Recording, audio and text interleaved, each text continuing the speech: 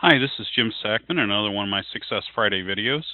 And this time we're continuing on with the Way to Wealth formula. And this time we're talking about revenue. And revenue is probably the easiest topic for people to understand on their financial statements. But it's a little more complicated than that when you think about how you derive this. So last time, as you remember, we talked about the number of customers that you've got and how you get those from your marketing activities. And once you've gotten a result through sales, you have that number of customers.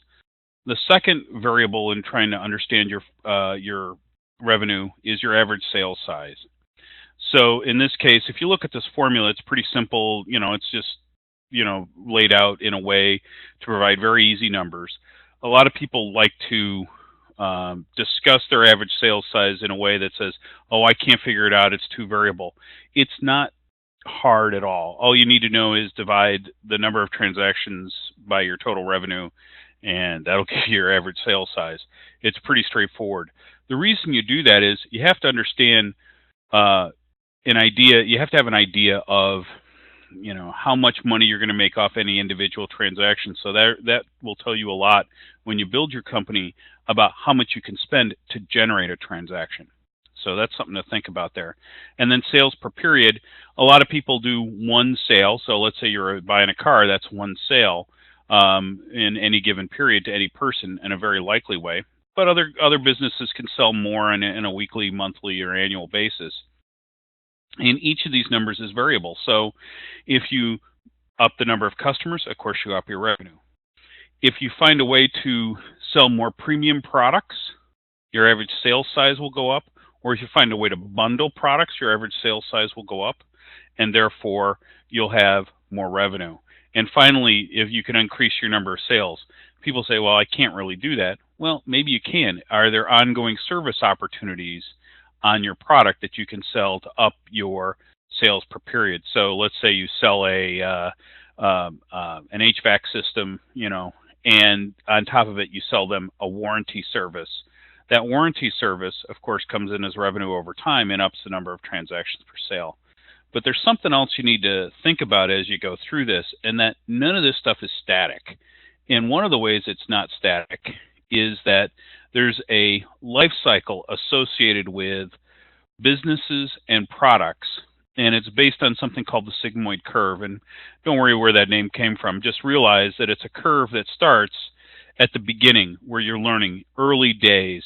And in fact, sometimes in the very early stages, you'll stumble on some wins, so what I would call bluebirds or accidental wins, and you'll do very well, and then you don't find a way to replicate that. So in fact, revenue decreases. And then once you've sort of figured out a formula, a product and a company go through a growth phase, and you learn how to market and your business to your audience in a very effective way. The problem is, of course, that has a natural peak, and then it goes into a decline over time. So virtually every product goes through this, and as does every company. And small companies in particular tend to be single product focused. So, hey, people will say, well, hey, I offer a service and it doesn't follow this. Well, your services likely change over time, and that's the whole point of some of the add-ons here. And I'm going to walk through each of these, which I'm going to explain. The honeymoon trap is sort of what I talked about, which is how you get caught up in early success and potentially do some things that are not replicatable. The 3 feet from gold trap is, hey, it's not working out, I better go do something completely else. And you never get to success. So there is some stick-to-itiveness that's required. Founder's trap happens to a lot of small businesses where the operator, the owner, ends up doing too much, and therefore the company can't grow because they can't give up control. They don't know how to delegate effectively to other employees to allow them to take over parts of the business they should not manage.